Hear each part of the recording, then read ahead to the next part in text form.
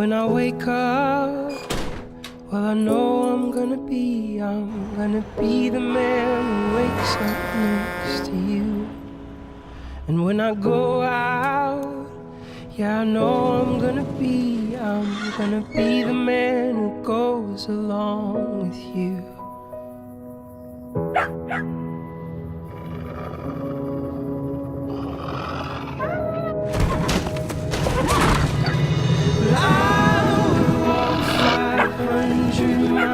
And I would walk 500 more just to be in the middle of 1,000 miles, to fall down at your door. The Super Bowl is the most watched American television program in history. As a result, many high-profile television ads are broadcast during the games. Super Bowl advertisements have become a cultural phenomenon of their own. Many viewers only watch the game to see the commercials. To start off our analysis, we're going to use the sender-receiver model to map out the different players involved. The sender of this message is of course the Budweiser beer company. The message of the ad is a bit more tricky. The literal meaning is of course you should enjoy Budweiser with your friends, just like the man does in the end of the ad. The symbolic meaning of the message relates to the theme of the ad, the fact that best buds have each other's back and are always willing to help each other. More of that later. Because the Super Bowl ads are as popular as they are, the receiver ends up becoming just about every American, or rather every American who has a TV. This of course will be narrowed down later on when we get deeper into the analysis. Because it is a TV advertisement, the primary media is the TV. But these ads are quite popular and are spread through other sources like YouTube, the company's webpage, and the likes. The feedback? Well, why would the company bother to have an ad made? To get you to buy the product, of course. In this case, Budweiser wants you to buy their beers. Now this was a quick look at the communication situation in this advertisement. Let's try to take it apart and make a more thorough analysis. In this first photo, we can see the puppy. It's sitting right here in front of us, waiting and looking out from under the hay. In front of us we have some straws, giving us the illusion that we're sitting just next to it in the hay. In the middle ground we have the puppy, or what seems like a close-up of the puppy, because we can only see its head and some of its. In the background we can see the barn, but it's too blurred to make it out perfectly. We are at an eye level with the puppy, making it completely clear to us that the puppy is what's in focus in this movie. In the second photo we meet the man. This is when he realizes that the puppy has been lost. In the foreground we have the man. The background and the middle ground seem to melt together here, as we can see the barn behind him getting darker and darker as further in as it gets. The shot consists of a medium shot of the man. We can see his face and most of his body, only the upper body. It seems to have some sort of light directed at the man and the barn, whereas inside the barn it's dark, because this is not important right now. What's important is the man and the despair he's feeling of the loss of the puppy. In the third photo we see the puppy on its journey home. We have the puppy in the center, or in the middle ground of the photo. In the front and continuing along the horizontal line we have the long field.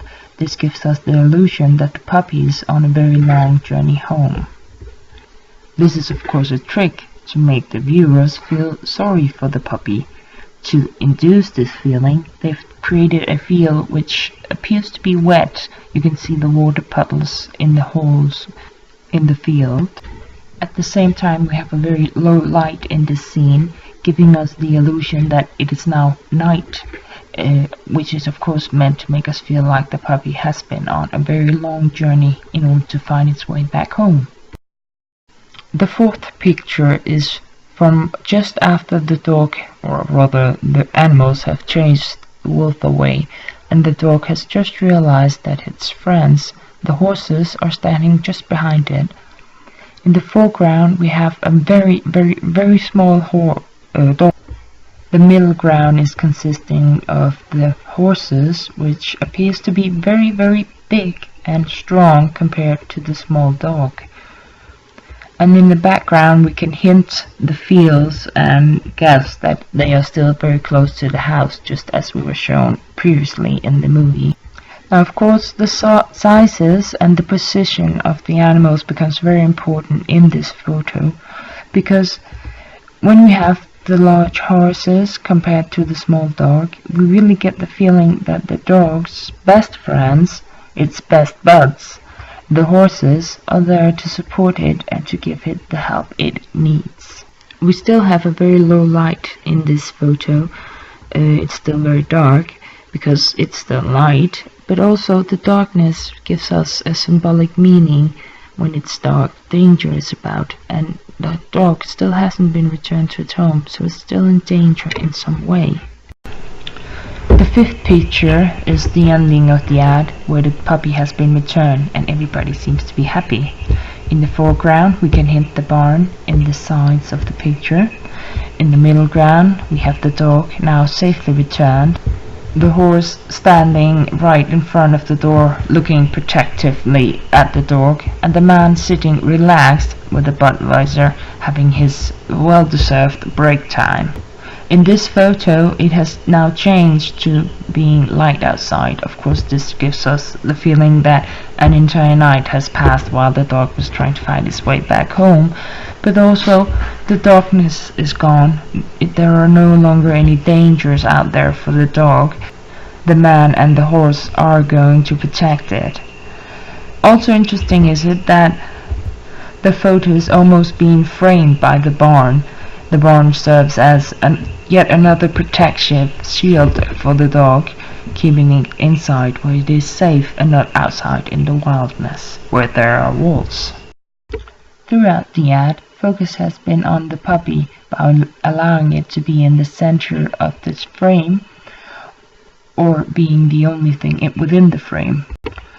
By using a puppy, it becomes easier for the audience to relate to the very small dog who had to endure some very heartfelt situations, and just when things seemed almost hopeless, the big strong horse came to its rescue, making sure that we knew that best buds keep each other safe, just as the slogan of the entire ad being best buds. When I wake up, well, I know I'm gonna be the man who wakes up next to you. When I go out, yeah, I know I'm gonna be. And just as a little extra icing on the cake, they've decided to make a voiceover of the entire ad of the Proclaimers' song 500 Miles, a song about love and commitment and basically standing up for each other, which fits perfectly into the theme of this ad, the horse standing up and protecting its best buddy, the dog.